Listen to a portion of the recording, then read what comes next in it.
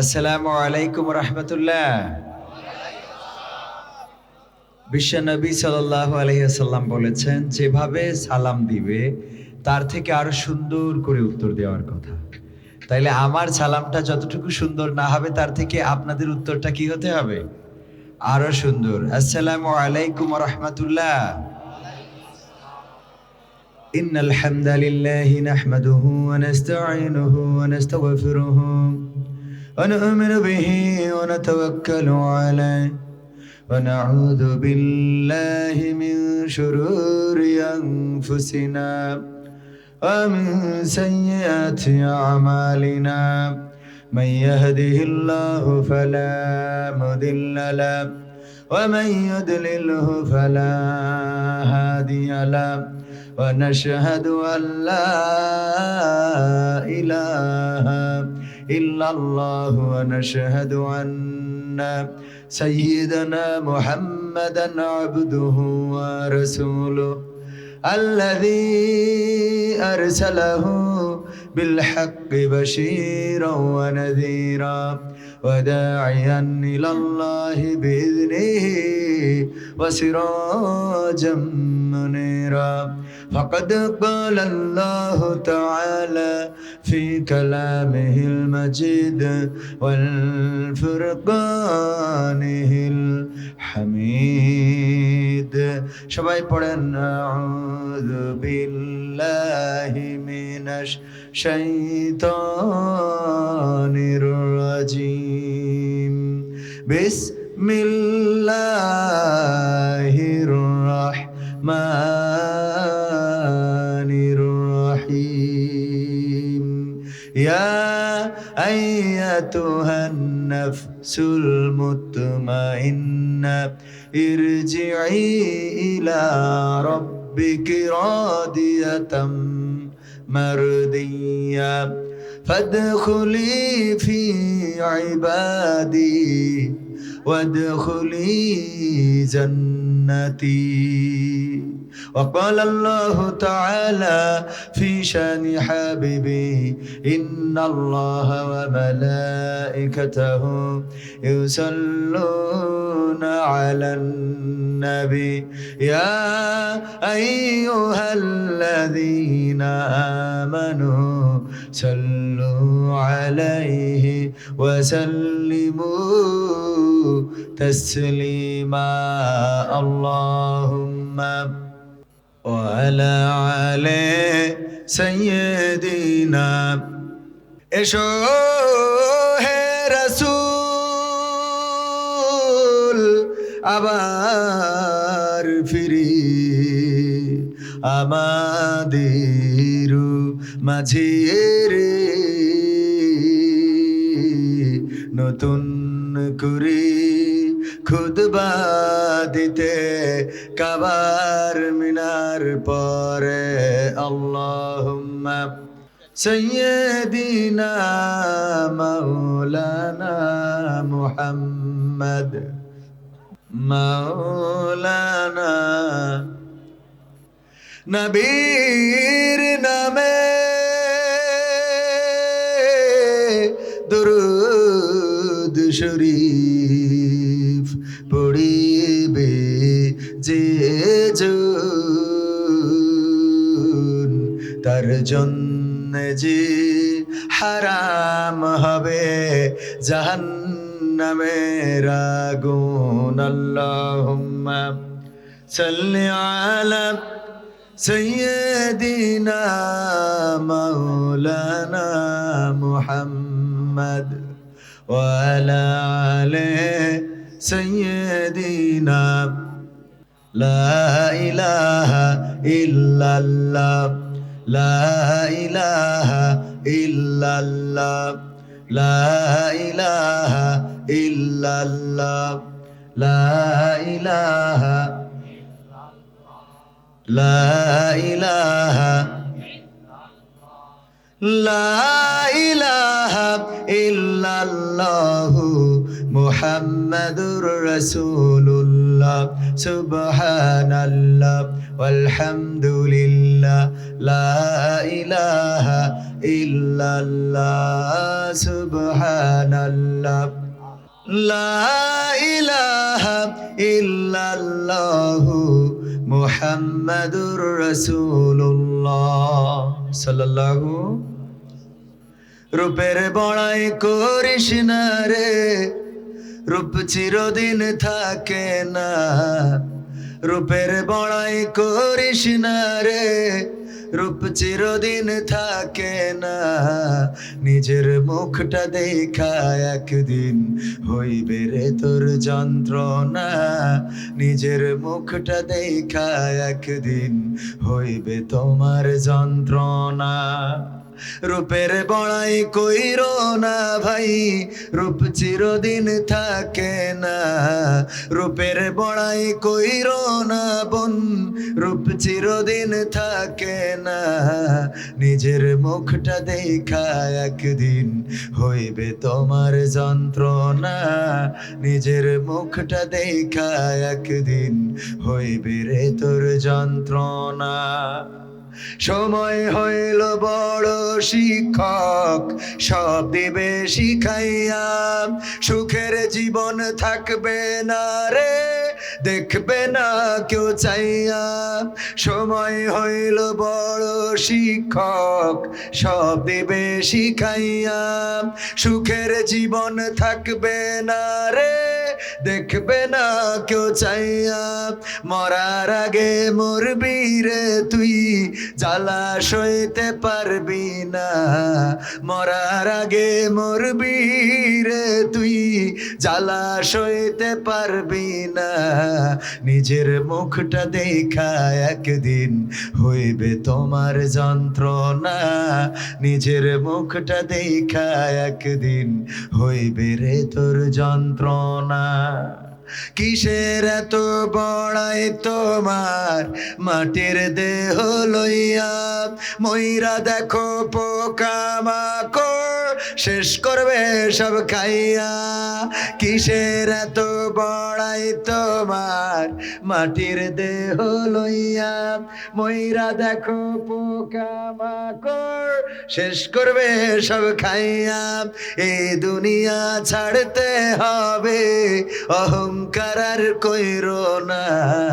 এই দুনিয়া ছাড়তে হবে, অহংকার আর কইরো না। নিজের রূপটা দেখা একদিন হইবে তোমার যন্ত্রণা। নিজের রূপটা দেখা একদিন হইবে রে তোর যন্ত্রণা। ক্ষমতার বড়াই কইরো না ভাই, সে আর চিরদিন থাকে না। পাওয়ারের বড়াই কইরো না ভাই, সে আর চিরদিন থাকে না। নিজের শেয়ার দেখা একদিন হইবে তোমার যন্ত্রণা।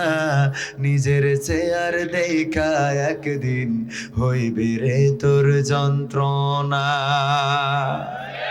ঠিক না বেঠে? যেই চেয়ারে বসে থেকে এতদিন দেশটার নিয়ন্ত্রণ করত, সেই চেয়ারে এখন অন্যরা বসে তাদেরকে নিয়ন্ত্রণ করে, বলে ঠিক না বেঠে? ও আমার ভাইরা, শুধু তাই নয়, যাদের হাতে ছিল কারাগারের চাবি, যাদের হাতে ছিল ফাঁসির রশি, যাদের হাতে ছিল রায়, কোর্ট, আদালত, বিচারপতি, সব ছিল তাদের হাতে। এখন তাদেরই আবার দুর্গতি, বলেন ঠিক কিনা? ক্ষমতা চিরস্থায়ী নয়, চিরকাল থাকে না। যেই ব্যক্তি নেট বন্ধ করতো সেই এখন নেটওয়ার্কের বাইরে আছে, ঠিক না ঠিক? নেট বন্ধ করা মানুষটাই এখন নেটের বাইরে চলে গেছে। মোবাইল হাতে হাতে দেওয়া মানুষটার হাতে এখন মোবাইল নাই। এই দেশটা যার বাবার সেই দেশে নাই। আহারে, যাদেরকে দেশ ছাড়া করতে চাইলো, যাদেরকে ক্ষমতা ছাড়া করতে চাইলো, যাদেরকে বাংলার জমিনে দেখতে চাই নাই, তারা ডাকসু, রাকসু, চাকসু, জগসু সব জায়গায়, কথা কয় না, সব জায়গায় দেখিয়ে দিয়েছে তোমাদের সিদ্ধান্তের আগে আল্লাহর সিদ্ধান্ত আছে না নাই? আমার আল্লাহ বলেছেন ইউরিদুনা লিউতফিউ নূরাল্লাহি বিআফওয়াহিহিম আল্লাহু মুতিম্মু নূরিহি ওয়ালাউ কারিহাল কাফিরুন। আমার আল্লাহ বলেছেন ওরা চাই মুখের ফু দিয়ে দিনের আলোকে নির্বাপিত করে দেবে, ওরা চায় ওদের ফুৎকার দিয়ে আলেম ওলামাদের পথ চলা বন্ধ করে দেবে, ওরা চায় ফাঁসির কাস্টে ঝুলিয়ে ইসলামী আন্দোলনের নেতৃত্বটা বন্ধ করে দেবে, ইসলামী আন্দোলন নেতা শূন্য করে দেবে। কিন্তু আল্লাহ রাব্বুল আলামিন পরিকল্পনা করে রেখেছেন তিনি তার দিনের আলোকে প্রজ্বলিত করে রাখবেন। যেই ভার্সিটিতে কথা বলা যায় না সেই ভার্সিটিতে বিজয় দিয়ে বলে দিলে ভার্সিটিটা তোদের নিয়ন্ত্রণে দিয়ে দিলাম। ঠিক না ঠিক? এই সিদ্ধান্ত কার? এই সিদ্ধান্ত কার? এই জন্য ক্ষমতার গরম দেখায় লাভ নাই, চেহারার বড়াই দেখায় লাভ নাই। আমার এই যৌবন চিরকাল থাকবে না, মুখের এই কালো দাড়ি চিরকাল কালো থাকবে না, এত সুন্দর চেহারাটা চিরকাল সুন্দর থাকবে না। একদিন যৌবনে ভাটা পড়ে যাবে, একদিন সুন্দর চেহারাটায় ভাঁজ পড়ে যাবে, কালো চোখের মনিটা ঘোলা হয়ে যাবে, কালো চুলগুলো সাদা হয়ে যাবে, মুখের দাড়িটা সাদা হয়ে যাবে, সোজা মানুষটা কুজা হয়ে যেতে হবে। বেলা শেষে এই জমিন ছেড়ে বিদায় নিতে হবে। ওসমান হাদিকে যিনি গুলি করে হত্যা করেছে সেই ব্যক্তিও মারা যাবে। আবার ওসমান হাদিয়া জমিনে নাই, কিন্তু একজন ইতিহাসে সারাটা জীবন তার নামটা স্বর্ণাক্ষরে লেখা থাকবে, আর একজন সন্ত্রাসী হিসাবে এই জমিন ছেড়ে বিদায় নিবে। ওগো আমার ভাইয়েরা, কিসের গৌরব, কিসের অহংকার, কিসের লড়াই, কিসের বড়াই? সুতরাং আমাদের সিদ্ধান্ত নিতে হবে। আমরা আল্লাহ রাব্বুল আলামিন আমাদের সৃষ্টি করেছেন, সুতরাং তার কাছে মাথাটা নুইয়ে দিতে হবে, আল্লাহর কাছে নিবেদিত প্রাণ হয়ে যেতে হবে, আল্লাহর নবীর দেখানো পথে চলতে হবে, কোরআন যেভাবে চলতে বলে বলতে বলে সেইভাবেই চলতে হবে। যদি এটাই হয় তবে সফলতা, আর এর বাইরে যদি যান তাইলে বাংলার জমিনেও জায়গা না হতে পারি। প্রমাণ আছে না নাই? পালাবো না। পালাতে হয়েছে না হয় নাই? এখন আবার শুনছি অসুস্থ হাসপাতালে, মরণাপন্ন অবস্থা, সংকট অবস্থায় সংকটময় সময় পার করছে। শুনেছেন কিনা? পত্রিকায় দেখেছেন কিনা? অসুস্থ অবস্থায় রয়েছে কলকাতার কোন এক হাসপাতালে। আমি বললাম 41 সালের আগে ক্ষমতা ছাড়বেন না, কিন্তু ক্ষমতা তো ছাড়লেন, অন্তত 41 সাল পর্যন্ত দুনিয়ায় থাকার দরকার আছে না নাই? আমরা দোয়া করি আল্লাহ যেন সুস্থ করে দেন, পড়েন আমিন। কারণ আমরা কারো খারাপ চাই না। যারা আমাদের শত্রু, ওসমান হাদি ভাই বলতেন আমাদের শত্রুর জন্য আমরা ইনসাফ চাই। ঠিক না ঠিক? আমাদের শত্রুর জন্য আমরা ইনসাফ চাই, আমরা বিচার চাই, আমরা পুতুল কোট চাই না। অপরাধী সে যেন শাস্তি পায়, নিরপরাধী যেন কখনো শাস্তির মুখোমুখি তার না হতে হয়। ওগো আমার ভাইয়েরা, এই ইনসাফ যতদিন কায়েম না হবে ততদিন বাংলার জমিনে শান্তি আসবে। স্বাধীনতার পর থেকে, স্বাধীনতার আগেও 47 সালে যখন ভাগ হলো, মনে করলো আমরা যদি ভাগ করে নিই, পূর্ব পাকিস্তান এবং পশ্চিম পাকিস্তান মুসলমান দিয়ে আমরা যখন ভাগ হয়ে যাব, হিন্দু অধ্যুষিত অঞ্চল হিন্দুস্তান আর মুসলমান অধ্যুষিত অঞ্চল পাকিস্তান, আমরা মনে হয় বড্ড সুখ পেয়ে যাব। কিন্তু না, 47 থেকে 71 পর্যন্ত সুখ এসেছে নাকি? শান্তি কি এসেছে? 1952-তে আমরা ভাষার জন্য রক্ত দিলাম, জীবন দিয়ে ভাষার অধিকার এনেছি, কথা বলার স্বাধীনতা আনতে পারি নাই। ভাষায় কথা বলি, কিন্তু এই ভাষায় যদি হক কথা বলি তাইলে জেলখানা খোলা আছে না নাই? শুধুমাত্র ভাষার স্বাধীনতা এনেছি, কিন্তু বলার স্বাধীনতা আনতে রক্ত দিলাম, কিন্তু বলার স্বাধীনতা পাইছি? পাই নাই। বলার স্বাধীনতা পাই নাই বলে 1971-এ আমরা যুদ্ধ করার পরিকল্পনা করলাম, আমরা সংগ্রামে নেমে পড়লাম, 9টা মাস রক্তক্ষয়ী সংঘর্ষ করলাম, যুদ্ধ করলাম, জীবন দিলাম, আমার মা বোনেরা ইজ্জত হারালো, পাকিস্তানিরা পালালো, স্বাধীন হয়ে গেল। স্বাধীনতার পরে বঙ্গবন্ধু, তারপরে জিয়াউর রহমান, তারপরে এরশাদ, তারপরে বেগম জিয়া, তারপরে শেখ হাসিনা, তারপরে ফখরুদ্দিন, মঈনুদ্দিন, ইয়াজউদ্দিন, আবার এর মধ্যে শেখ হাসিনা, তারপরে আবার ডক্টর ইউনূস আসলো। বলেন দেখি এই বাংলার জমিনে এখন পর্যন্ত, আজ পর্যন্ত সেই 47 সাল থেকে শুরু করে শান্তি কি কেউ প্রতিষ্ঠা করতে পেরেছে? বরং দুর্নীতিতে কি হয়েছে? চ্যাম্পিয়ন হয়েছে। ডক্টর ইউনূসের কাছে অনেকের আশা ছিল যে তিনি হয়তো বা ইন্টারন্যাশনাল ম্যান, আন্তর্জাতিক মানের একজন ব্যক্তি, তিনি হয়তো বা বাংলাদেশটা মনে হয় রাতকে দিন, দিনকে রাত করে দিবেন। কিন্তু এই মানুষটা আসার পরে এখন মানুষের কি জানের নিরাপত্তা আছে? মানুষের কি মালের নিরাপত্তা আছে? আজকেও দেখলাম ঢাকা মেডিকেল কলেজ থেকে একজন সাধারণ মানুষ লাইভ করেছে, বলতেছে দেখেন আমার মেয়েটা এখানে শোয়া মরণাপন্ন অবস্থা। এই ঢাকা মেডিকেল কলেজ যেটা হলো বাংলাদেশের শ্রেষ্ঠতম হাসপাতাল, সেই হাসপাতালে আনার পরে মেয়েটারে দোতলায় তুলতে হবে। একটা টলি নিতে চাইলে এই হাসপাতালে 500 টাকা ঘুষ দিতে হয়। ঢাকা মেডিকেল কলেজের মতো হাসপাতালে ঘুষ দিতে হয়। ঘুষ না দিলে ডাক্তার দেখেন না। ডাক্তারের কাছে গেলে ডাক্তার বলে প্রাইভেট হাসপাতালে নিয়ে যান। লাইভটা যারা দেখেছেন তারা বলেন সত্য বলছি না মিথ্যা বলছি? একজন সাধারণ মানুষ চিকিৎসার জন্য সরকারি হাসপাতালে যায়, যাদের টাকা আছে তারা তো প্রাইভেটে চিকিৎসা করে। সরকারি হাসপাতাল জনগণের, সাধারণ মানুষের, কিন্তু সেখানেও চিকিৎসা নাই। আমার দেশের মানুষ গত 2 দিন আগেও বিএনপির এক নেতা মুসাব্বিরকে গুলি করে হত্যা করা হলো। আবার আর এক নেতা বলল এটা নির্বাচনে কোনো প্রভাব ফেলবে না। যেই দলে নেতা মারা যাওয়ার পরে যদি দলের নেতা বলে এটা নির্বাচনে প্রভাব ফেলবে না, এমন দল করা জায়েজ নাই। ঠিক না ঠিক? আমার নেতা মারা যায়, আমার নেতা গুলি খায়, আর তুমি বগল বাজাও, এটা হতে দেয়া হবে? নেতা হতে হবে জনগণের সাথে থাকতে হবে। কথা কয় না? জনগণের যদি অধিকারের কথা না বলে তুমি কিসের নেতা? তোমার মতো নেতা বঙ্গোপসাগরে ছুড়ে ফেলবো। দাদাদের গোলামি করা নেতা চলবে না এই দেশে। এই দেশে এই দেশের নেতা চলতে হবে। মাটির কথা যারা বলবে, মানুষের কথা যারা বলবে। এই মাটির কথা বলতেন শহীদ প্রেসিডেন্ট জিয়াউর রহমান। বেগম খালেদা জিয়াও চেষ্টা করেছেন দেশের মানুষের জন্য কাজ করার, কিন্তু সেই দলেও এমন এমন নেতা খুঁজে পায় যারা দেশের স্বার্থ রক্ষার কথা বলে না। আছে না নাই? আছে না নাই? একটা দলের নেতা মারা গেল, স্বেচ্ছাসেবক দলের, ঢাকা মহানগর কোন সাইডের যেন নেতা, হ্যাঁ, সেই নেতার মৃত্যুতে প্রতিবাদ হওয়ার দরকার আছে না নাই? আমরা প্রতিবাদ জানাচ্ছি। এই বাংলাদেশে বিএনপি বলেন, আওয়ামী লীগ বলেন, জামাত বলেন, হেফাজত বলেন, বিনা বিচারে গুলি করে হত্যা করবে। কারা এই হত্যা চালাচ্ছে, গুপ্ত হত্যা, তাদের আইনের আওতায় আনতে হবে। বলেন ঠিক না? আইনের আওতায় আনা লাগবে। প্রতিবাদ করছি, প্রতিবাদ জানিয়ে রাখছি, কারণ একজনের জানমালের নিরাপত্তা দিতে সরকার ব্যর্থ হয়েছে।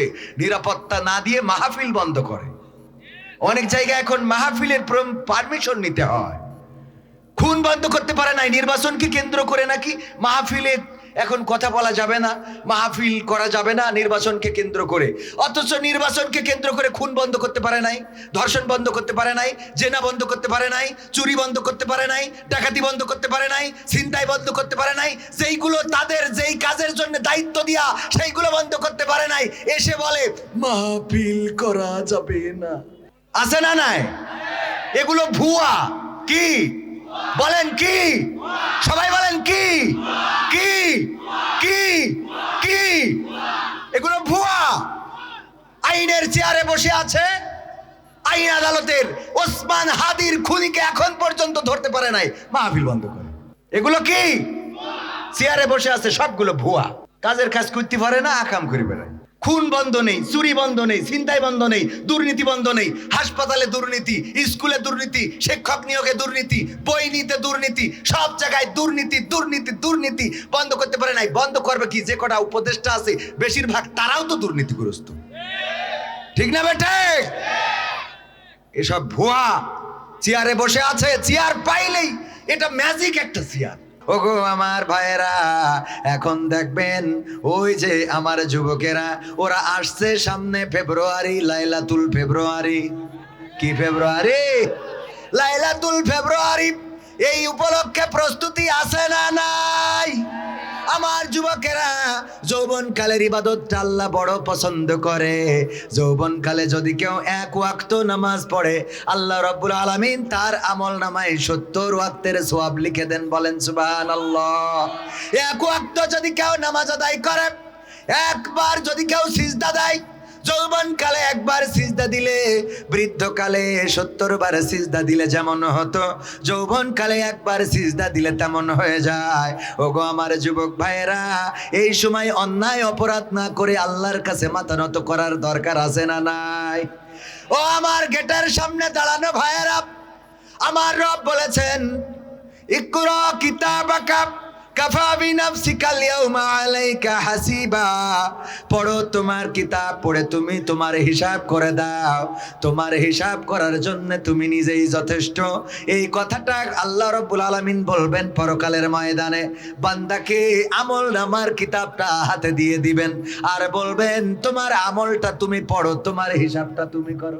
ও আমার ভাইরা, যেই কথা বলছিলাম আল্লাহ বললেন, আল্লাহ রাব্বুল আলামিন পরকালে বলবেন, ইকরা কিতাবাকা কাফা বিনাফসিকাল ইয়াউমা আলাইকা হাসিবা। পড়ো তোমার কিতাব, পড়ে তোমার হিসাব তুমি করে দাও। তোমার হিসাব করার জন্য তুমি নিজেই যথেষ্ট। ওই দিন যখন আমল নামার খাতাটা উল্টাবেন, প্রতিটা পাতায় পাতায় দেখবেন কি করেছেন কি করেন নাই। তাস খেলেছেন সেটা এই খাতায় আছে না নাই? দোকানে, চায়ের দোকানে সিনেমা দেখেছেন সেটা পাওয়া যাবে না? যাবে না। ক্রাম বোর্ডের গুলি মেরেছেন সেটা দেখা যাবে। কবে দুর্নীতি করেছেন, অন্যায় করেছেন, অনাচার করেছেন, পাপাচার করেছেন, কদাচার করেছেন, সবগুলো পাওয়া যাবে। আজকের এই মাহফিলটাও এই খাতায় লিপিবদ্ধ থাকবে না? থাকবে না? এটাও পাওয়া যাবে। আল্লাহ রাব্বুল আলামিন যখন খাতাটা পড়তে দিবেন, তখন খাতাটা উল্টাতে উল্টাতে 2026 সাল জানুয়ারি মাসের 9 তারিখ, আজকের এই দিনে দেখবেন আপনি কোরআনের মাহফিলে, শীতের ঠান্ডাকে উপেক্ষা করে কোরআনের মাহফিলে বসা। আল্লাহর যদি বলতে পারেন, ওগো রব দেখো আমি কোরআনের মাহফিলে বসেছিলাম, ঠান্ডা মাটিতে উপর থেকে ঠান্ডা পড়ছিল, নিচে থেকে ঠান্ডা উঠছিল, আমি কোরআনের সম্মানে, কোরআনের ইজ্জতে বসেছিলাম, কোরআনের কথা শোনার জন্য বসেছিলাম। আল্লাহ তুমি যদি চাও আমার জীবনের গুনাহগুলো মাফ করে দাও। আমার রবের এত দয়া, এত মায়া, তিনি যদি চান এই কোরআনের জন্য আপনার জীবনের গুনাহগুলো মাফ করে দিতে পারে। বলেন ঠিক কিনা? এই ক্ষমতা আল্লাহর আছে না নাই? এই ইখতিয়ার আল্লাহর আছে না নাই? আল্লাহ রাব্বুল আলামিন যাকে চান তাকে ক্ষমা করেন, আর যাকে চান তাকে অপমানিত অপদস্থ করেন। আল্লাহ যাকে চান তাকে জান্নাত দেন, যাকে চান তাকে জাহান্নাম দেন। কোরআনের কারণে কারো ইজ্জত বেড়ে যায়, আবার কোরআনের কারণে কারো ইজ্জত ভুলুণ্ঠিত হয়ে যায়। তার প্রমাণ যদি নিতে চান বেশি দূরে যাওয়া লাগবে না। বেগম খালেদা জিয়াও এক নেত্রী, আর শেখ হাসিনাও এক নেত্রী। বাংলাদেশের নেত্রী বেগম খালেদা জিয়া ছিলেন 3 বারের নির্বাচিত প্রধানমন্ত্রী, প্রথম নারী প্রধানমন্ত্রী বাংলাদেশের, এবং বিশ্বের, ইসলাম বিশ্বের, মুসলিম বিশ্বের দ্বিতীয়তম নারী প্রধানমন্ত্রী। এই মানুষটা মারা গেল, এই মানুষটার জানাজায় বাংলাদেশের মানুষ প্রমাণ করে দিয়েছে ভালোবাসা কাকে বলে। বলেন ঠিক না বেঠিক? একজন নেত্রীর বাংলাদেশ থেকে খেদিয়ে দিল, বাংলাদেশ থেকে তাড়িয়ে দিল, আর একজন নেত্রীর পাশে বাংলাদেশ দাঁড়িয়ে গেল। বলেন ঠিক না বেঠে? কারণ কি? কারণ হলো একজন নেত্রী কোরআনের খাদেম যারা, তাদেরকে ফাঁসির রশিতে ঝুলিয়ে বিদায় করেছেন, আর একজন নেত্রী কোরআনের খাদেমদেরকে মন্ত্রী বানিয়েছে। ঠিক না বেঠে? আলেমদের পক্ষ নিয়ে কথা বলেছেন, মজলুম জনতার পক্ষে কথা বলেছেন, এমনকি ছাত্র আন্দোলনের নেতাদেরকে রিমান্ডে নিয়ে যখন নির্যাতন করা হয়েছে তাদের পক্ষ নিয়ে কথা বলেছেন। জনমানুষের পক্ষে যারা কথা বলে জনগণ তাদের জন্য হয়ে যায়। বলেন ঠিক কিনা? ওমর রাদিয়াল্লাহু তাআলা আনহু প্রতিটা জনপদ জয় করেন, এত জনপদ জয় করেন যেই ব্যক্তি অর্ধ পৃথিবীর শাসনকর্তা হয়ে গেলেন। রোমান সেনাপতি বললেন, যাও একটু দেখে আসো ওমরের সিংহাসনটা কেমন, ওমরের রাজপ্রাসাদটা কেমন, ওমরের দরবারটা কেমন, ওমরের প্রজারা, ওমরের বিশেষ করে ওমর রাদিয়াল্লাহু তাআলা আনহুর যারা কর্মকর্তা কর্মচারী আছে তারা কেমন, একটু যাও দেখে আসো। দেখার জন্য একজন গুপ্তচর আসলেন। আসার পরে খুঁজতে খুঁজতে মসজিদে নববীর কাছে আসলেন। এসে বললেন, তোমাদের প্রেসিডেন্ট কই, তোমাদের সেনা, তোমাদের যিনি প্রধান তিনি কই, তোমাদের বাদশা কই, তোমাদের রাজা কই?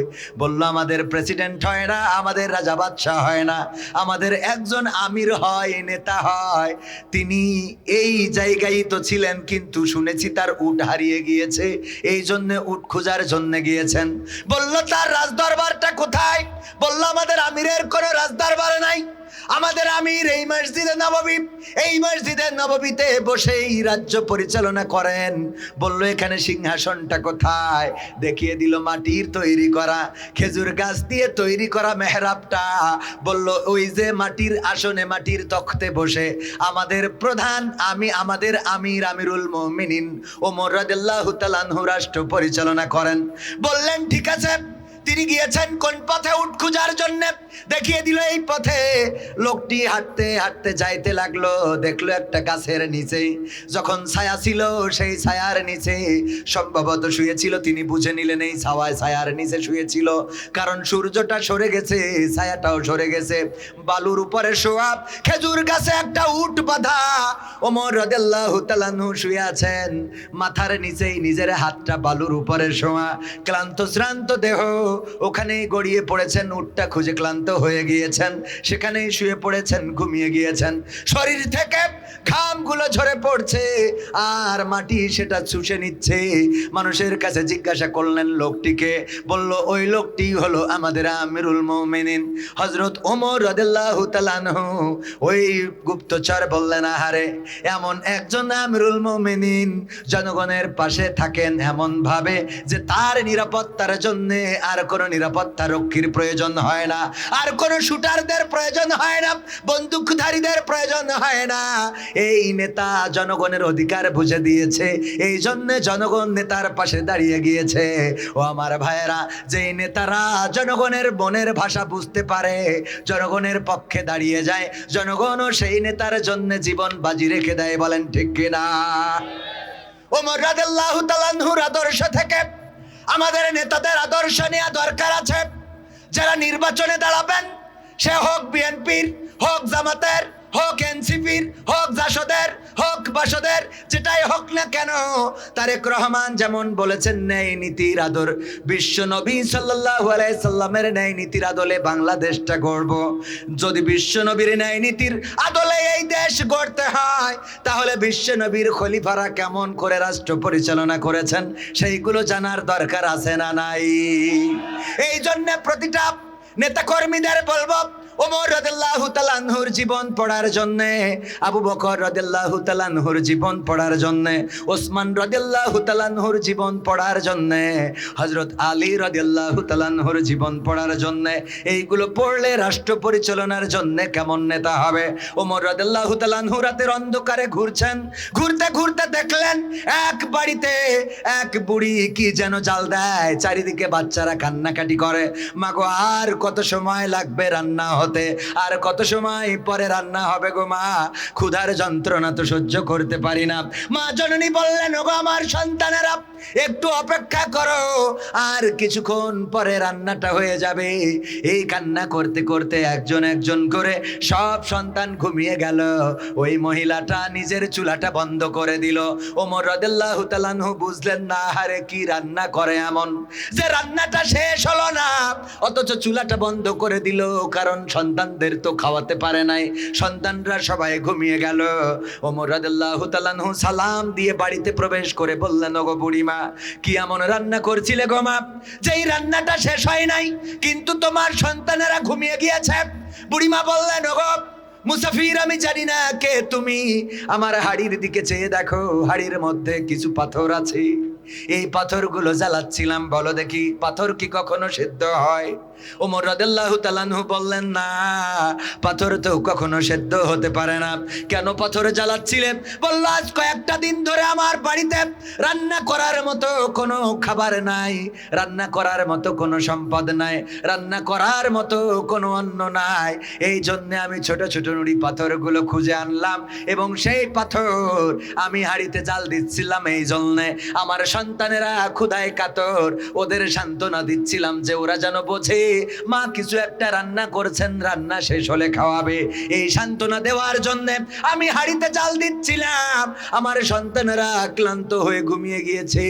ওগো মুসাফির, বলো দেখি কেমন করে আমি তাদের মুখে আহার তুলে দেব? ওমর রাদিয়াল্লাহু তাআলা আনহু তাড়াতাড়ি করে ফিরে আসলেন দরবারে, বা আটার বস্তাটা মাথায় নিয়ে ছুটে চললেন। কর্মকর্তা কর্মচারী যারা ছিল তারা বললেন, ওগো ওমর, আটার বস্তাটা কি আমাদের মাথায় দেয়া যায় না? ওমর রাদিয়াল্লাহু তাআলা আনহু বললেন, পরকালের ময়দানে আল্লাহ যেদিন গুনার আমল নামাটা আমার হাতে দিয়ে দেবে, ওই দিন যদি আমার গুনার খাতাটা তোমাদের কাঁধে নিতে পারো, তাইলে আটার বস্তাটা তোমাদের মাথায় দিতে পারি। আল্লাহু আকবার বলবেন না? আল্লাহু আকবার। ওমর রাদিয়াল্লাহু তাআলা আনহু আটার বস্তা নিয়ে ছুটে চললেন ওই বাড়িতে। তারপরে বুড়িমাকে ডাকলেন, আটা প্রস্তুত করলেন, রুটি বানালেন নিজ হাতে, ওই রুটি ছাকতে সহযোগিতা করলেন। তারপরে সন্তানদেরকে ডাকতে বললেন, ছোট ছোট সন্তানেরা উঠলো। ওমর রাদিয়াল্লাহু তাআলা আনহু ওই মহিলার সাথে নিজেও রুটি মুড়ায়ে মুড়ায়ে খাইয়ে দিলেন। রুটি ছিঁড়ে ছিঁড়ে ওই বাচ্চাদের মুখে তুলে দিলেন। বাচ্চারা পরিতৃপ্ত সহকারে খাইলো। এবার বললেন, বুড়িমা আমি কি যেতে পারি? বুড়িমা বললেন, বাবা কে তুমি? তোমার পরিচয়টা তো দিলে না। তোমার জন্য আমি একটু দোয়া করতে চাই আল্লাহর কাছে। ওগো আল্লাহ, তুমি এই আরব কান্ট্রিতে ওমরের মতো একজন খলিফা না বানায় তুমি যদি এই মুসাফিরের মতো একজন রাষ্ট্রপ্রধান বানিয়ে দিতে, তাইলে আমাদের মতো অভাবীরা অভুক্ত থাকতো না। আল্লাহ, তুমি এই মুসাফিরের, এই জাতীয় মানুষের রাষ্ট্র ক্ষমতা দান করে দাও। ওমর রাদিয়াল্লাহু তাআলা আনহু বললেন, কালকে আসবেন মসজিদে নববীতে, সেখানে আমি থাকবো এবং আপনার জন্য কিছু বরাদ্দ দেওয়ার চেষ্টা করব। বরাদ্দ নিয়ে দেওয়া যায় কিনা সেই চেষ্টাটা করব। পরের দিন যখন বুড়িমা গেলেন, যাওয়ার পরে দেখলেন রাষ্ট্রের চেয়ারে, ওই সিংহাসনে, ওই মাটির তখতে বসে খলিফার আসনে আর কেউ নয়, যিনি গতকালকে রুটি বানিয়ে দিয়েছেন তিনি আজকে আবার ওই রাষ্ট্রপ্রধানের ওই মেম্বারে বসে রয়েছেন। বলেন আল্লাহু আকবার। এমন নেতার দরকার আছে না নাই? এমন নেতা আমাদের বাংলার জমিনে যদি আসে, এই দেশটা সোনার দেশে পরিণত হবে। ঠিক না বেঠে? এই দেশটা সোনার দেশে পরিণত হবে। এই দেশ সোনার দেশ হিসাবে যদি গড়তে হয়, তাইলে ওমর রাদিয়াল্লাহু তাআলা আনহুর আদর্শের আদর্শিত হতে হবে। সম্পদে দুর্নীতি করা যাবে না। সরকারের দেওয়া সয়াবিন তেলের বোতল খাটের নিচে রাখা যাবে। এরকম আছে না নাই? করে না, করে না। এই কাজগুলো যারা করেছে তারা কি কেউ টিকতে পেরেছে? পেরেছে? কিছু হইলেই নেতাদের নামে মামলা ছিল না? ছিল না? কিছু হইলেই মামলা। মামলা একেবারে আছে ঢাকায়, বোম ফুটিয়েছে নাটোরে, ওর নামে মামলা। আবার আছে নাটোরে, বোম ফুটিয়েছে ঢাকায়, তাও নাশকতার মামলা। আছে না নাই? ছিল না? ছিল না? ছিল এইগুলো। ও বাবা, আমি উদাহরণ দিতে যেয়ে বলি, বর্ডারের কাছে যাদের বাড়ি তারা বসবেন। মিস্টার বল্টু বাইসাইকেলে করে বালুর বস্তা নিয়ে আসতেছে।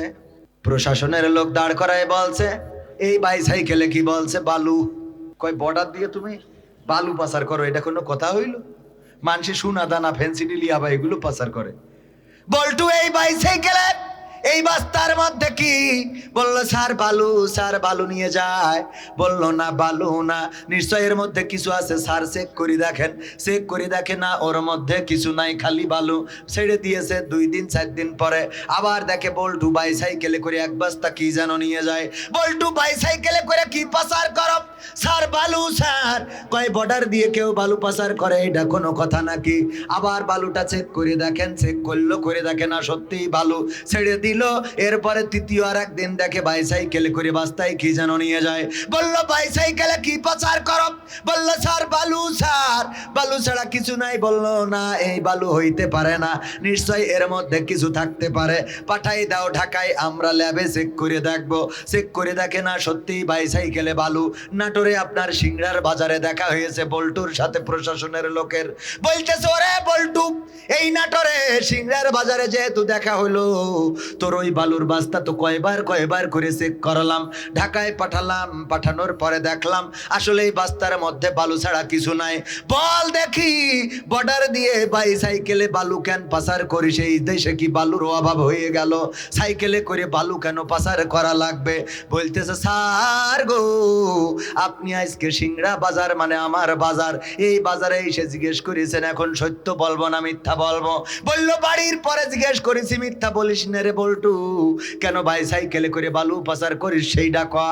বলতেছে স্যার শোনেন, সত্যি কথা হলো আমি আসলে বাইসাইকেলে করে বালু পাচার করি নে, আমি মূলত বর্ডার দিয়ে ওই বাইসাইকেলটা পাচার করি। আর চেক করে কি? কিছু হইলেই জামাত বিএনপি করেছে, আর এর মধ্যে দিয়ে সব কিন্তু শেষ।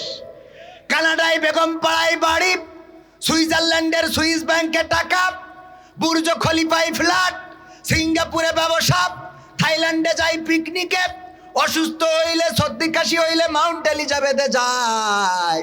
আর আমাদের রোজার মাস আসলে বলে রে, তোমরা পেয়ারা খাও আর বড়ই খাও, ঠিক না বেটা? পেয়ারা খাও আর বড়ই খাও রে। আর বলে যে কুমড়ো দিয়ে বেগুনি বানাও, কুমড়ো দিয়ে বেগুনি বানাও, কাঁচা মরিচ শুকায়ে ফ্রিজে রেখে দাও, বর্ষাকালে ভিজাবা আবার জ্যান্ত হয়ে যাবে। কাঁঠাল দিয়ে গোশতের অভাব পূরণ করো, কথা কয় না?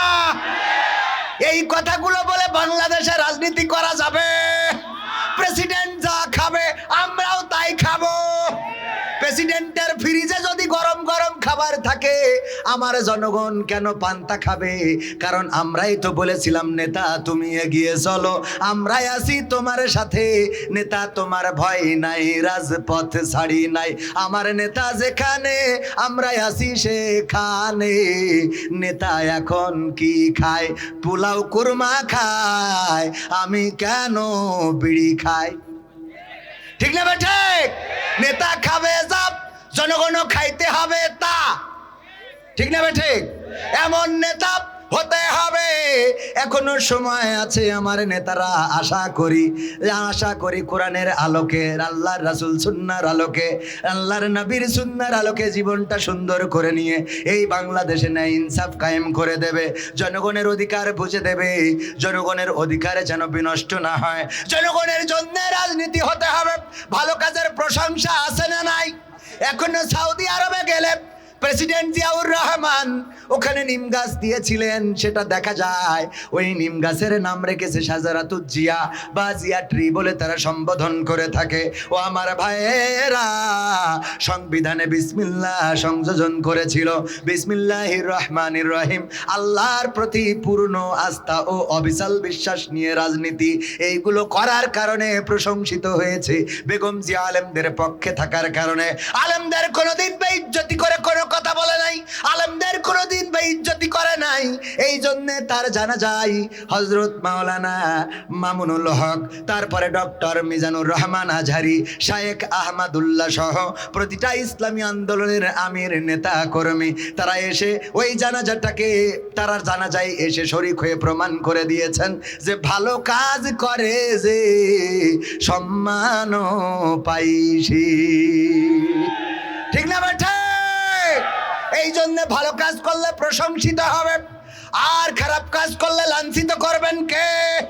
যারা বলেছিল পালাবো না, খেলা হবে, এখন নাই নাই নাই রে, সব তো পালিয়ে গেল, আর খেলা করার জন্য মাঠ ফাঁকা ফাঁকা রে। এখন খেলা জমাইনোর জন্য না পেরি, আগে একসাথে ছিল জামাত আর বিএনপিতে, একটু ভাগ করে নেছে, যেহেতু দুই দল না হলি খেলা করবো কি করে, তাই না? এজন্যই নিজেরা নিজেরা, যেহেতু যারা মুসি হইস তারা চলে গেছে, তো একটা তো মুসি বানাইতে হবে। মুসি বোঝেন তো, মানে একজনের তো একটু চোখ বাঁধতে দিতে হবে, দিয়েতে কাটি করতে হবে না, যে দেখা যাচ্ছে যে যার চোখ বাঁধতে হবে সে চলে গেছে। তো এই জন্যই আমরা নিজেরা নিজেরা চোখ বাঁধতে খেলা করতেছি, ঠিক আছে না বাজান? দেখা যাক খেলায় কোথায় গিয়ে ঠেকে, ঠিক না বেটে? আল্লাহ আমাদের কল্যাণের পথে পরিচালিত করুন, বলেন আমিন। 1400 বছর আগে যেই নবী এসেছিলেন মানুষের কল্যাণের জন্য, মানুষের মুক্তির জন্য, যেই পরকালের ময়দানে বিশ্ব নবী সাল্লাল্লাহু আলাইহি ওয়াসাল্লাম ছাড়া আপনার পরিচয় নিয়ে কেউ দাঁড়াবে না, না নেতা, না পিতা, না মা, না ভাই, না বোন, না স্বজন। ওই দিন একজন, অনলি ওয়ান পারসন শুধু আপনার পরিচয় নিয়ে দাঁড়াবেন, তিনি হলেন আখেরি জামানার পয়গম্বর হযরত মুহাম্মদ সাল্লাল্লাহু আলাইহি ওয়াসাল্লাম। তিনি ছাড়া আপনাকে ওই হাসরের ময়দানে কোনো আপনজন পরিচয় দিবে না, অথচ সেই নবীকে পর্যন্ত অস্বীকার করার উম্মাত আছে না নাই? সেই নবীর আদর্শের বিরুদ্ধে কথা বলার উম্মাত আছে না নাই? সেই নবীর নীতি পছন্দ হয় না, আছে না নাই? সেই নবীর দাড়ি মুখে রাখলে সেটা টেনে অপমানিত করে, আছে না নাই? সেই নবীর সুন্নাহ টুপি ভোটের সময় ছাড়া মাথায় দেয় না, আছে না নাই? ঠিক না বেঠে? তো এই জন্যে আল্লাহর নবীকে পর্যন্ত, আল্লাহর নবীও এই মানুষের খুশি করতে পারেন, তো আমার মতো অধম আমি নাটোরের সিংড়ার সবাইকে খুশি করে পলকের মতো ঝলক দেখাবো, এটা হবে না, এটা সম্ভব হবে না।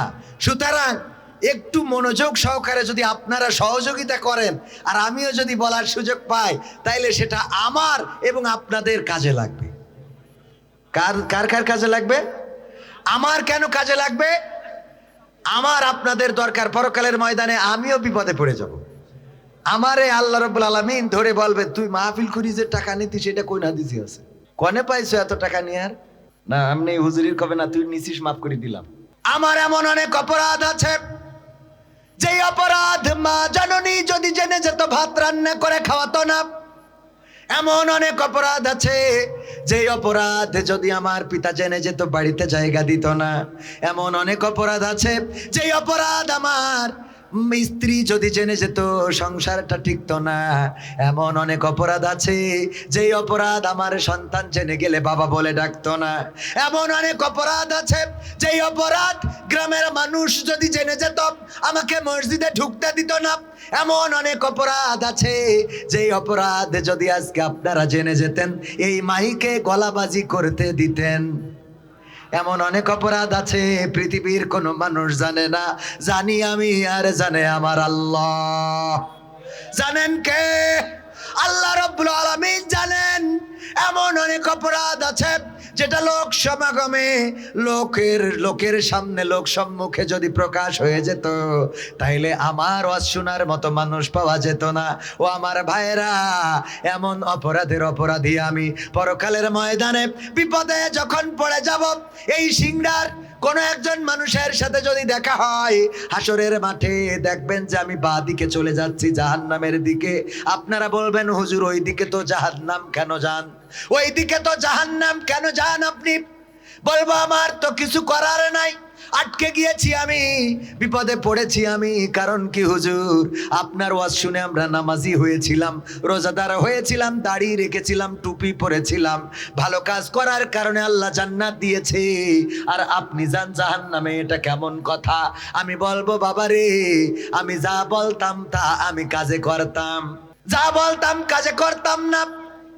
আল্লাহ আমার এই জন্য আজকে জাহান্নাম দিয়েছে, সিংড়ার কোন মানুষ যদি বলে, যদি সুযোগ পায় যে ওগো বান্দা, জান্নাতি বান্দা, তোমার কোনো চাওয়া আছে নাকি? কোন একজন যদি বলেন আল্লাহ আমার একটু চাওয়া ছিল, এক হুজুর আমাদের ওখানে 65তম অধিবেশনে ওয়াজ করতে গেছিল, কবির বিন সামাদ নামে নাম। এই মানুষটা আজকে তুমি তারে জাহান্নাম দিয়ে দিয়েছো আল্লাহ, আমাকে তো তুমি জান্নাত দিয়ে ধন্য করেছো, আমাকে জান্নাত দিয়ে সম্মানিত করেছো। আল্লাহ তুমি যদি পারো দয়া করে ওই কবির বিন সামাদকে একটু ক্ষমা করে দাও। হতে পারে এই সিংড়ার কোন মানুষের অনুরোধের কারণে আমার রব আমাকে ক্ষমা করে জান্নাতি বানিয়ে দিতে পারেন। বলেন সুবহানাল্লাহ। আল্লাহ ওসিলা তালাশ করবেন। ওগো বান্দা, তোমার কোন ওসিলা খুঁজে দেখো পাও কিনা, যেটা দিয়ে আমি তোমার ক্ষমা করতে পারি। আল্লামা সাইদির একটা বয়ান শুনেছিলাম, তিনি বললেন যদি কোনো বান্দাকে আল্লাহ ক্ষমা করতে চান, ওই বান্দাকে ডেকে নিবেন, পর্দার আড়ালে নিয়ে নিবেন। বান্দার আর আল্লাহর মাঝখানে পর্দা, বান্দার আল্লাহর মাঝখানে না, অন্য মানুষের মাঝখানে পর্দা দিয়ে দিবেন। আল্লাহ এবং তার সেই বান্দাটা থাকবে। আল্লাহ জিজ্ঞাসা করবে, ওগো আমার বান্দা, অমুক রাতে কি তুমি এই অপরাধ করেছিলে? বলবো আল্লাহ করেছিলাম। অমুক দিন কি তুমি এই অপরাধ করেছিলে? বলবো আল্লাহ করেছিলাম। অমুক দিন কি তুমি এই কাজটা ঘটিয়েছিলাম আল্লাহ। আল্লাহ বলবেন তোমার এই অপরাধের জমিনের উপরে কোনো সাক্ষী নাই, আমি আল্লাহ গফুর, আমি আল্লাহ গফফার। আমি তোমার এই অপরাধের সাক্ষী না থাকার কারণে তোমার আড়ালে ডেকে নিয়ে জিজ্ঞাসা করলাম, আরে তুমি তোমার অপরাধ স্বীকার করে নিয়েছো। স্বীকার করার কারণে বান্দা আমি তোমার গোটা জিন্দেগির অপরাধ ক্ষমা করে জান্নাতি বানিয়ে দিলাম। অনেকেই বলেন যখন সব দরজা বন্ধ হয়ে যায় তখন আল্লাহর দরজা খোলা থাকে। আর আমি বলি সব দরজা যদি খোলা থাকে তাও আল্লাহর দরজা কি বন্ধ হয়? না, বন্ধ হয় না। আল্লাহর দরজা কোনোদিন বন্ধ হয় না।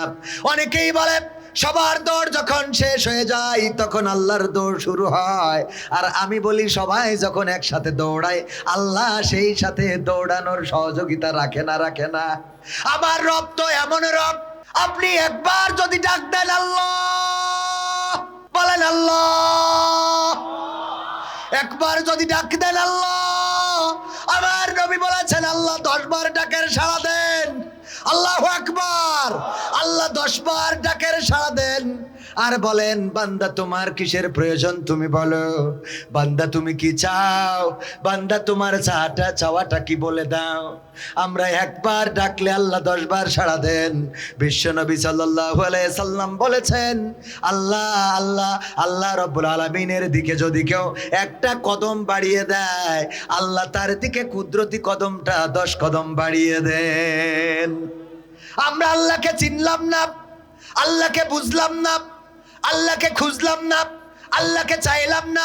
নেতার পিছনে স্লোগান, পিতার প্রশংসা, আমরা নানান কিছু করে বেড়াই, কিন্তু এইগুলো আমাদের কোনো কাজে দিবে না পরকালের ময়দানে। আপনার আমল নিয়েই কবরে যাওয়া লাগবে। আপনার ওই কবরের মধ্যে প্রশ্ন হবে কয়টা? সবাই বলেন কয়টা? আরো জোরে কয়টা? 3টা প্রশ্ন করবেন। 1 নম্বর প্রশ্ন, মান রব্বুকা, তোমার রবকে, তোমার প্রতিপালককে, তোমার ইলাহকে। আমরা রব হিসাবে আল্লাহকে কি মানলাম?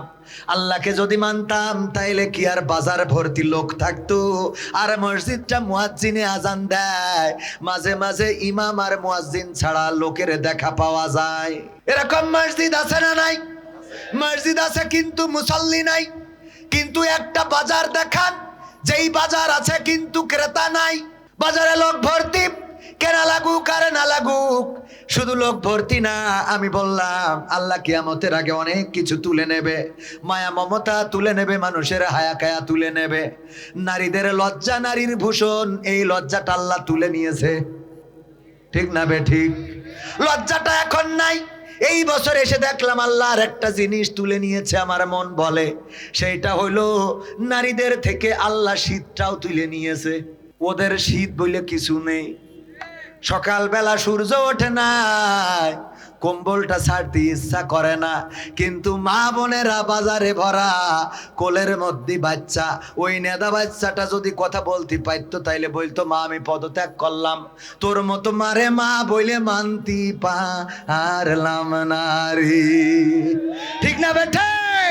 কারণ তুই মা, এই শীতে সূর্য দেখা যায় না, আর তুই বাজারে আমার কোলে করে নিয়ে বাজার মেরে বেড়াস। ওরে মা, তোর মতো মা সহ্য করতে পারি না রে মা। কিন্তু বলার তো ভাষা এখনো দেয় নাই, বলার তো শক্তিও নাই। ও আমার ভাইরা, আল্লাহ রব্বুল আলামিন বলেছেন, ওয়া করেনা ফি বুয়ুতিকুন্না ওয়ালা তাবাররাজনা তাবাররুজাল জাহিলিয়াতিল উলা। ওগো নারীরা, পর্দার মধ্যে থাকো, জাহিলি যুগের মেয়েদের মতো সাজুগুজু করে নিজেদেরকে প্রদর্শন করে বেড়ায়ও না। আর আমার মা বোনেরা বিউটি পার্লার ছাড়া এখন তেমন একটা পিকনিকে যাইতে চায় না, অনুষ্ঠানে যাইতে চায় না, বিয়ের অনুষ্ঠানে বসতে চায় না, বন্ধু বান্ধবের বাড়ি যাইতে চায় না। আগে ওরে বিউটি পার্লারে ঢুকা লাগে, বলেন ঠিক কিনা? সাজুগুজু করে না? করে না? সাজুগুজু করে কোন দিন করে? যেই দিন বন্ধুর বাড়িতে দাওয়াত ওই দিন করে। কিন্তু সাজুগুজু করার কথা স্বামীর জন্য, ও স্বামীর জন্য কোনোদিন সাজলো না, স্বামীর জন্য কোনোদিন লিপস্টিক দিল না, স্বামীর জন্য কোনোদিন কপালে টিপটা পরলো না, স্বামীর জন্য কোনোদিন চুলটা সুন্দর করে শ্যাম্পু করে ফ্যাশন দিয়ে রাখলো না, স্বামীর জন্য কোনোদিন ছোট ছোট পাতলা কাপড় চুপড় পরলো না। কিন্তু যেদিন বন্ধুর বাড়িতে যাবে ওই দিন সাজুগুজু দেখে কি ডাকি ডারি। ঠিক না বেঠে?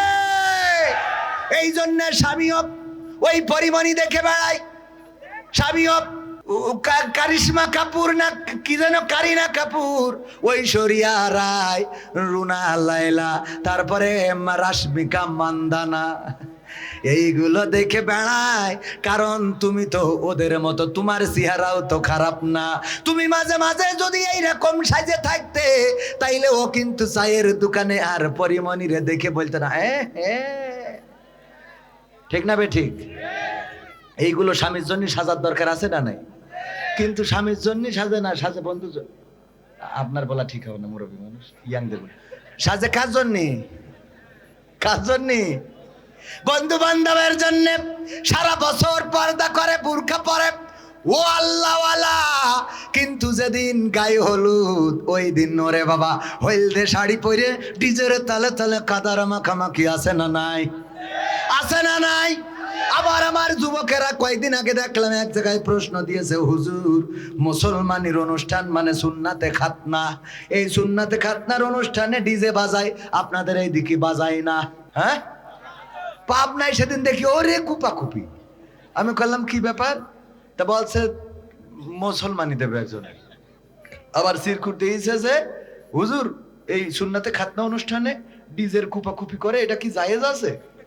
আমি বলো, আমি তো বাবা মুফতি না, ফতোয়া তো দিতে পারবো না, তবে আমি বাংলা কথায় যেটা বুঝি, সুন্নাতে খাতনা মানে আমরা বলি মুসলমানি দেয়, ঠিক কি না? আপনারা কি বলেন? তো মুসলমানি দিতে যাই যদি তোর ওই হিন্দুকের ওই ডিজের কুপাকুপি ঢোল তবলা বাজাইতে হয়, ওর থেকে তোর কাটার থেকে আঁকাটা ভালো। আমি যেটা বুঝি ভাই, এটা মুফতিরা অন্যভাবে বলবে, সেটা ওখান থেকে শুনে নিয়ে। আমার বাংলা কথা হইলো, তোর যদি মুসলমান হতে যে হিন্দুয়ানা কালচার দিয়ে শুরু করতে হয়, তা তোর থেকে ওর থেকে আঁকাটা থাক। খারাপ বললাম বাবা? বিয়ের অনুষ্ঠানে ডিজের কুপাকুপি, জন্মদিনের অনুষ্ঠানে, বার্থডে, পিকনিকে কুপাকুপি আছে না নাই? আমি বলেছি যেই বাড়িতে ডিজে বাজে বিয়েতে, গায়ে হলুদে, সুন্নাতে খাতনাই, বার্থডেতে, পিকনিকে, যেই বাড়িতে ডিজে বাজায়, আর যারা ডিজে বাজায়, আমি নিজেই আমার গ্রামে বললাম, এই যে ডিজের কুপাকুপি করেন আমাদের তো অসুবিধা হয়। বলতেছে বিশেষ একটা দিন, তোমাদের কেন এত সমস্যা হয়ে যাচ্ছে? আমি বললাম ঠিক আছে বাবা বাজান, আমিও মাথায় টার্গেট করে রাখিছি, বিশেষ দিনে যদি তোমার ডিজে বাজায় ন যায়, সবচেয়ে বিশেষ দিন হইল মরে যাওয়ার দিন। ঠিক না বে ঠিক? কারণ এই আজরাইল তো চাইলেই আসে না, চাইলেই আসে, ডাকলেই পাওয়া যায় না। মারা যাওয়ার জন্য সিদ্ধান্ত নিছেন প্রেমিক প্রেমিকা দুইজনে একসাথে আমাদের বিনোদিয়া পার্কে বিষ তেল খেয়েছে, যে এই দুনিয়ায় যেহেতু এক হতে পারলাম না, মরে যেয়ে জাহান্নামে যেন একসাথে থাকতে পারি, দুইজন বিষ তেল খেয়েছে। ও বাবা, ছেলে মরে ভূত হয়ে গেছে কিন্তু মেয়ে বেঁচে গেছে রে। ও ও আসলে কি মরার জন্য খেয়েছে, ও রাস্তাটা ক্লিয়ার করলো। এ পাগলরা বোঝে না, না বুঝে ওদের সাথে তাল দেয়। বুঝা লাগবে বাবা, খবরদার বিয়ের আগে তুমি কারোর সাথে তাল মিলাইও না। বাটাম তুমিও খাবা, তোমার জীবন এহকাল পরকাল দুইটাই যাবে। ঠিক না বেঠে? ঘুঘু ঘুঘু ঘুঘু দেখেন না, ঘুঘু এই খাসা বলে ঘুঘু দেখিছো, ফাঁদ দেখো নি? এই যে ফাঁদের মধ্যে যে ঘুঘুটা থাকে, ওই ঘুঘু বাঁশবাগানে নিয়ে যে পাতে, ও বলে ঘুঘু ঘুঘু ঘুঘু ঘুঘু। ও কি ঘুঘু বলে? ও কি বলে? তোমায় দেখলে মনে হয় 1000 বছর তোমার সাথে ছিল পরিচয়, বান্ধবী ছিল পরিচয়। হ্যাঁ, এবার ওই পাশের ঘুঘু বলে ও সাথী রে যেও না কখনো দূরে। পাশের তে আর এক ঘুঘু বলে এই খবরদার ওর সাথে তাল মিলিস নি। কেন? বলছে তুই তো জানিস না, ও আমি কিতাবে পাইছি, ওখানে একটা খাসা আছে, সেই খাসার মধ্যে ফাঁদ পাতা, ও কিন্তু খাসার ঘুঘু, ও তোর এই যে প্রেমের ফাঁদে ফেলে ও ডেকে নিয়ে ওখানে যাবি, পা দিবি, খ্যাচ করে আটকে যাবি। তাই কলি হবে, ও কত ভালোবাসে আমার, ও ডাকতেছে, বলছে পড়ে না চোখের পলক। হ্যাঁ, বলছে খবরদার, এরপরেও কথা আছে কি, তাই এরপরে তোরে করবে জবাই, তোরে ধরি নিয়ে জবাই করবে, তারপরে ওর বউ এরকম করি করি সব ছেড়বে, পশমগুলো তুলবে, তারপরে কাটিয়ে টুকরো টুকরো করবে, তেল পেঁয়াজ রসুন, এই যে পাবনার খাঁটি সরিষার তেল, যে সরিষা হয় আপনার নাটোরে, আর এই যে রসুন হয় আপনার নাটোরে, এই রসুন আর পেঁয়াজ থেতু করে দিয়ে গরম তেল যখন ফুটে যাবে ওর মধ্যে ছেড়ে দেবে, ওর মধ্যে ভুনা হয়ে যাবো, মাখো মাখো করি ওই মালিক বসে বসে তোমার হাড়গুলো কড়মড় করে চাবাই খাবে। তোরও কথা, এ কথা শোনে কিডা? হ্যাঁ, এই বইলে ঘুঘুর সাথে তাল মিলাইয়ে যখন গেছে, ফাঁদে আটকা পড়ে না, পড়ে না? ফাঁদে আটকা পড়ার পরে মনে পড়ে গেল, ওরে আল্লাহ, আমার ওই বন্ধু তো বলিল খবরদার যেন প্রেম করো না, তাইলে কিন্তু বিপদে পড়ে যাবা। ও আল্লাহ, এখন না জানি আমার জবাই করে রে। মালিক আসার পরে ধরে যখন জবাই দিয়েছে, দেওয়ার পরে বলছে কেন যে ওই ঘুঘুর ওয়াজটা শুনলাম না, যদি আমি ওই হুজুর ঘুঘুর ওয়াজটা শুনতাম রে, যদি ওই ঘুঘুর ওয়াজটা শুনতাম তাইলে জবাই হওয়া লাগতো না। না জানি আবার ঝুড়া শুরু করে, এবার ঝুড়া শুরু করেছে। মল হুজুরির অজের কথা মনে পড়ে, তারপরে কুপায়ে কেটে নিয়ে যখন তেলে ভুনা করতেছে, মনে পড়ছে কার কথা? হুজুরির কথা মনে পড়ে না? এই জন্য যুবকেরা আমার, এরপরে শুধু ভুনা করে নাই, কর্ময় করে চাবায়ে যখন খাই রে, ওই ঘুঘু বলছে আরে আল্লাহ, যদি আমি একটু কবির বিন সামাদের ওয়াজটা শুনতাম, এই ঘুঘুর সাথে যদি পড়ে না চোখের পলক, ও সাথী রে যেও না কখনো দূরে, রাশ্মিকা মান্দানা, ঐশ্বরিয়া রায়, কারিনা কাপুর, বুবলি পরিমণি, এইগুলো যদি মেরে না বেড়াতাম রে, তাইলে এই বিপদে পড়া লাগতো না রে। আবার দুনিয়ায় যার সাথে তুমি লাইন মারো আমার যুবকেরা, ওই মেয়ে যদি কালা কুদুরে দাঁত উঁচো কোনো সরকারি চাকরিজীবী পায়, তাইলে তোমার ছেড়ে তার সাথে চলে যাবে, তুমি ফোন দিবা, দিয়ার পরে বলবে আমারও অনেক ইচ্ছা ছিল, কিন্তু আব্বা আম্মার কারণে পারলাম না। ওরে নায়িকা আমার, ঠিক না বেঠে? অথচ যেদিন দেখতে গেল, আমাদের সভাপতি সাহেব দেখতে গিয়েছে, যে বলল মা সময়টা তো খারাপ, যুগ যাবে না ভালো ভালো ও আমার ভাইয়েরা, ডক্টর ইউনূস সরকার সব জায়গায় ব্যর্থ, ডাইরেক্ট বলছে তাতে ফাঁসি হবে। আমার গাড়িতে গ্যাস নেই, আমি এখানে যখন মাহফিল নিয়েছি তখন তো তেলের হিসেব করিনি, গ্যাসের দাম কম সেই হিসেব করি টাকার কথা বলেছি।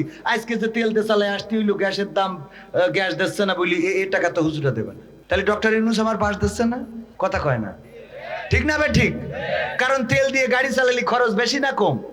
ডবল খরচ, ওনারা ডবল টাকা দেবে আমার, তাহলে এই বাস ডক্টর ইউনূস আমারও দিলে। অথচ পক্ষে কত কথা বললাম, করবে নেতা জনসভা, বলবে কত কথা, পাশ করিয়া মুছে দেবে গরিব দুঃখীর ব্যথা, ভাঙা রাস্তা করে দেবে পিচেরও ঢালাই, ঘরে ঘরে বিদ্যুৎ দিবে, লোডশেডিংও নাই, করতে ওদের প্রতিহত জনগণ জেগেছে জেগেছে জেগেছে না জায়গা নাই? ডাকসু জাকসু রাকসু চাকসু সব জায়গা জকসু এখন প্রমাণ করে দিয়েছে যে আর কথাতে কাজ হবে না, আর কথাতে কাজ হবে, যারাই ভালো কাজ করবে তারাই সামনে যাবে। এই জন্য আর একটা গান গায় নাকি বলবো? সব দলেরই দেখা হলো, সব দলেরই দেখা হলো, কেমন করে চালায় দেশ। আগামীতে সাইজে দেখতে দাড়ি টুপির বাংলাদেশ, আগামীতে সাইজে দেখতে আল কোরআনের বাংলাদেশ। সান সান কারা কারা সান হাত উঁচু করেন। লিল্লাহে তাকবীর, নারায়ে তাকবীর। আল কোরআনের আলম, আল হাদিসের আলম, আমার নেতা তোমার নেতা। বাংলাদেশ বাংলাদেশ, ইনকিলাব ইনকিলাব। ঢাকা না দিল্লি, ঢাকা না দিল্লি, ঢাকা না দিল্লি। নারায়ে তাকবীর, লিল্লাহে তাকবীর। আমার নেতা তোমার নেতা, আমার নেতা তোমার নেতা। আমরা সবাই রাসূল সেনা,